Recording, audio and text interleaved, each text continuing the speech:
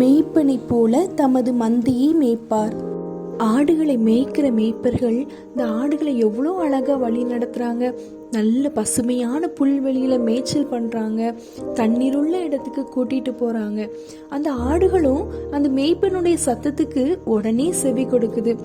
ஒரு ஆடு காயப்பட்டுனா உடனே தன்னுடைய தோல்ல சுமந்து கொண்டு அந்த மேய்ப்பன் கடந்து செல்றாங்க. கெர்ச்சிக்கிற சிங்கங்களுக்கும் ஓநாயின் கூட்டங்களுக்கும் விலக்கி பாதுகாக்கிறாரு.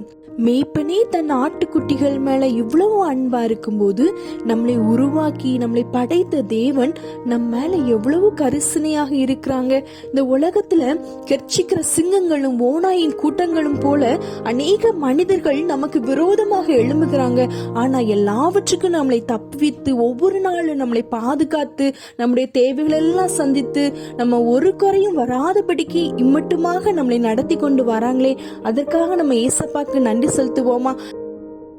நன்றியோடு நாம் துதிக்கும் போது கர்த்தர் நம்மை நிச்சயமாய் ஆசீர்வதிப்பார். ஆமென்.